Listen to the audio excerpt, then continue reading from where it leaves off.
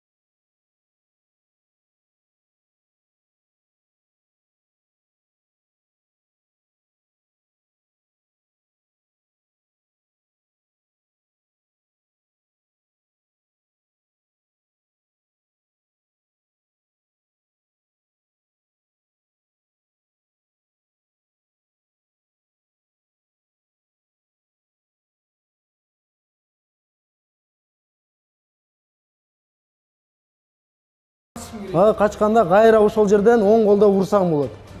Вот, ай. Качтык мына баштап. Вот, урду. Ошол жерден эле кайра мага чабуул.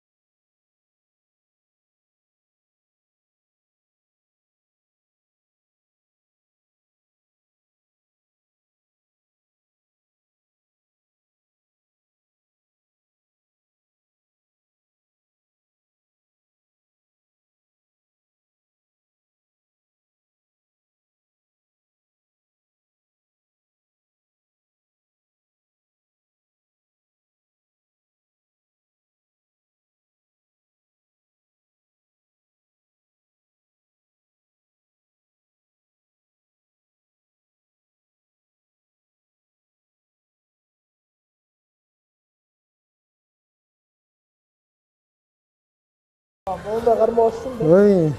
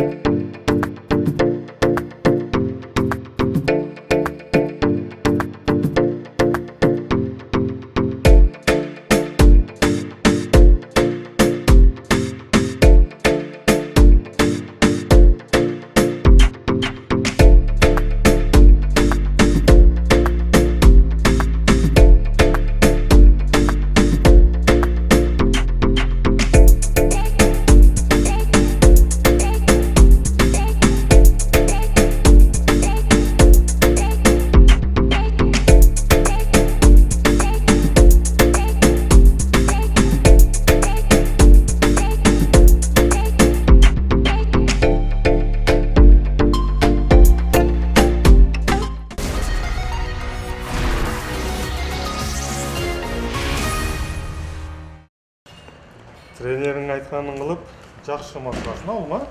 Тренерің не десе ошоны аптырасын алма.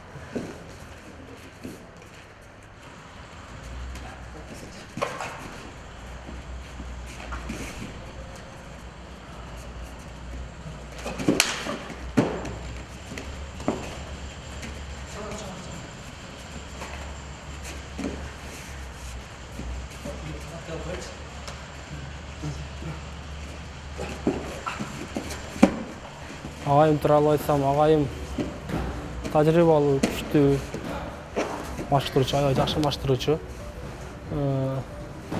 Балдарга аябай жакшы көңүл бөлөт. Күрөштөн, бокстон аябай жакшы үйрөтөт. Өзү кыргыз күрөшчү болгондуктан стойкадан күрөшкөндү аябай жакшы үйрөтөт. Өзү менен күрөшсөм вообще жыгылбайт. Ошо бросокторду жакшы үйрөтөт. Көп нерсени билет. Стойкадан билет, партерден билет. Ар бир бала мындай тренерлик жактан эмес, жашоодо ага катарда жардам берет, түшүнөт, көп мындай кырдаалардан жардам берет, чыкканга, моралдык жактан, каражат жактан болсо да жардам берет. Колунан эмне жардам келсе жардамын аябайт. Улан мырза, биз саламдашуубузду айтып өттүк. Сизди баягы балдарды терс көрүнүштөрдөн оң жакка багыттап, ушундай жакшы иштерди аткарып атат деп. Сиз бул максатыңыз кичинекей кезиңизден бери барбы? Эми биз кичинекей кезибизде максат кылчу эмес элек, ошо келип машыктыруучу болобуз деп, эми башыбызда эми өзү бала кезибизден эле спортту сүйүп, ушу спорттун аркасынан чоңоюп келатабыз. Ошо спорт менен эле чоңоюп келатабыз азыр. сизде бир гана ушу эрежеси эр уруш эмес, кыргыз күрөшү, мисалы алыш күрөш тарабынан да көргөнбүз да баштачы. Кандай болду эми? Кайсыл спортту аркалап кетип атасыз ушу? Бир тармактуу же ошол бардык спорттор менен кетип атасызбы? Эми биз өзүбүз мындай айтып кетсек, алгач спорт чөйрөсүнө аралашканыбыз биринчи биз футболдон баштаганбыз. Ошол мектепте окуп жүрүп футбол ойнодук. Кийин анан ошол дос балдарыбыз менен ошо айылда классташ досторубуз күрөшкө ачылып, биздин агайыбыз айылда 94-95 жылдары кыргыз күрөшүнө кирип, кыргыз күрөштөн чоңойдук, бир канча ийгиликтерге жетиштик. Андан кийин Россияга бардык. Россияда күрөштүн жоктугунун себебинен анан ал жерде бокска өттүк, бокс үйрөндүк. Кийин ушул самбо, ушул эрежеси эр урушка ошентип акырындап аралаштык да. Ошончо спорттун ичинен кайсынысы сизге жакты? Эми өзү кандай чынында айтканда бул каныбызда бар болгон үчүн күрөш бизге баары жакыныраак да. Кыргыз күрөшү өзүбүзгө, кур күрөшү, алыш күрөшү өзүбүзгө жакыныраак. Эми азыр анча күрөшпөсөм деле, бирок эмнегедир ошол нерсе каныбызда барбы жакын да бизге. Ошо тартып турат да. Тартып турат.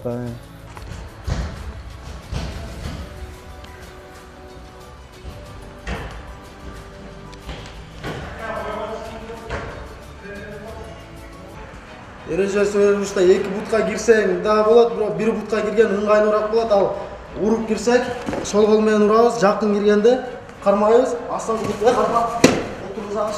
Бул жагын өтүп контроль кылабыз. Ушул дагы бир жолу кайталайбыз. Карайбыз. Русландын жөнүндө айтып кетсек, Руслан өзү залга эртең менен келет. Эртең менен 9-дан кечки саат 10га чейин ушу залда болот, 9га чейин. Мен көз карашымда өзгөчөлүгү бар деп ойлойм. Ошо ответственный, постоянно келет, эч калбайт, айткан маалда келет, өзү келет, неме балдарды убагында тарбиялап, машыктырып. Жакшы балдар тарбиялап чыгарды бир жогорку аренага. Мына Кудай кааласа ушу азыр уже 3-4 баласы уже сентябрдан бери мем болуп атат. Нуржанов Рустам деген бала азыр мем болуп атат. Ошо дагы 2-3 балабыз бар, Кудай кааласа ошо көп балдар даярдап атат ошо зал ачылгандан бери.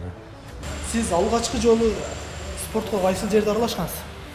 Спортко мен өзүм ошол чоңойгон жеримде ошол Мөнөк айылында алгач биринчи футбол ойногонмун. Ошол спорт кайсы жак болуп ошондо? Илге баштагы 18 партияз деп коет, азыр аэропорттун ылдый Кара Суу районуна карайбыз. Ошол жакта мектепте жүрүп футбол ойногонмун. Кийин ошол жерде жана айткандай эле күрөшкө аралаштым. Күрөштө ошол 20 жашыма чейин эле күрөшкөнмүн да. Сиз ошо спортко ким тарабынан келип калдыңыз? Бир үйүңүздө спортчулар барбы же бир физрук мектепте дене тарбиячы мугалимиңиз үндөгөнбү же өзүңүздүн араңыздан кызыккансызбы? Эми спортко үй бүлөмдө ата-энем же тагажыбыттар эч жерде спортко аралашкан киши жок. Эми ошол кезде биринчи футбол ойноп, көчөдө эле, алда деле бир жерде ойногон жок, көчөдө эле дос балдар, тең курактуу балдар менен эле футбол ойноп жүрүп, ошодон аралашып спортко кирип кеткенбиз да. Өзүңүз ошодон кызыгып кетипсиз да? Ошодон кызыгып, кийин бир дос балам ошол күрөшкө тартып, экөөбүз күрөшүп, ошол менен анан күрөшкө толук кирип кеткенбиз да. Сиз ошо кыргыз спортчуларынан кимди баалайт элеңиз ушу эң көп? Мындай баалаган спортчуңуз ким? Эми азыркы кезде ушул жаңы Кыргызстандын дүйнө элине таратып аткан ошол грек-рим күрөшү боюнча кечээ Акжол Махмудовдор күрөшүп келди. Булар өтө эми азыркы жаңы чыгып келаткан биздин Кыргызстандын келечеги го деп ойлойм ушул балдарда. Мисалы баягы СССРдин чемпиондору айрымдары айтып калат да, азыр чемпион болуш оңой Кыргызстанда дейт. Биз илгери СССРдин убагында чемпион 15 республиканы жеңип, анан чемпион болчубуз дейт. Буга кандай карайсыз? Эми ар бир доордун өзүнүн кыйынчылыгы бар го деп ойлойм да. Ошол кездеги мүмкүн ошол маалда кыйын болгондур, бирок азыр деле Кыргызстанда өтө көп ар бир тармак, мисалы ошол күрөш чөйрөсүндө, мына ММА, эрежеси, эр уруш жөнүндө деле өтө көп мына мемелер көп да. Атааңдаштар көп. Ар бир доордун өзүнүн кыйынчылыгы бар го деп ойлойм. Шарт кандай шарт? Эми шарт, азыркы шарт бир аз алар ошол маалда караганда азыркы шарт бир аз жакшыраак го деп ойлойм. Эми мына окшогон залдар башта болгон эмес да. окшогон шарт болгон эмес го деп ойлойм. Сиздин деле кичинекейиңизде мындай зал болгон эмес да? Жок, биз ошол өзүбүздүн агайыбыздын үйүндө Кожобеков Бакыт деген агайыбыздын колунда машыгып кыргыз күрөшкө өткөнбүз. Ошол жерде бир комнатасында төшөктөр салып алып баштаганбыз биз күрөштү. Мактын ордуна жөнөкөй төшөк. Жөнөкөй эле төшөктүн үстүнө баштап. Айрымдары жөн эле чөптүн үстүнө мындай шалча салып алып башташкан да. Эми кээ бир жерде мүмкүн ошондой болгондор, эми биз өзүбүз ошол мемеде чоңоюп, кийин анан 2004-2005 жылдары мына ошол маттарды көргөнбүз, ага чейин көргөн эмеспиз. Демек кыскасы мындай адамдын өзүнүн кызыгуусунан бардык нерсе болот экен да. Сизге эми бул спорттон сырткары суроо, мисалы мына сиз ислам динине жакын окшойсуз, сакалыңыз бар экен. Мисалы ислам дининде айтылат да, адамдын жүзүнө урган болбойт депчи. Кандай жооп бересиз ушуга? Эми бул нерсени туура эле ошондой деп, динде ошондой. Мисалы машыктырып аткан, ошого жүзүнө ура турган спорт экен да. Эми биз ошондой болсо керек, бул нерсени көп илимдүүлөр, дин алымдары кайтарат. Эми биз ушул чөйрөдө чоңоюп калган үчүн азырынча ушул нерсе менен эле кылып келе атабыз да. Бирок эми динде дагы айтат, Алла Тааланын алдында алсыз мусулманга караганда күчтүү мусулман жогорураак турат деп айтылат да. Эми ошого биз жаштарды эми көчөдө ичип, башка бекерчиликтен жүргөндөн көрө жок деген ошол дени сактыкка жакшы чөйрөгө үйрөтөлү деп аракет кылып келе атабыз. Албетте, урматтуу телекөрүүчүлөр, көчөдө терс көрүнүштөргө ичип, тамеки чегип, же болбосо бирөөлөрдү тоноп, жаман көрүнүштөр менен жүргөндөн көрө дал мына ушундай Руслан мырзага окшогон машыктыруучулардын колунда тарбияланса, мен ойлойм, биздин жаштар Кыргызстандын желегин желбиретет.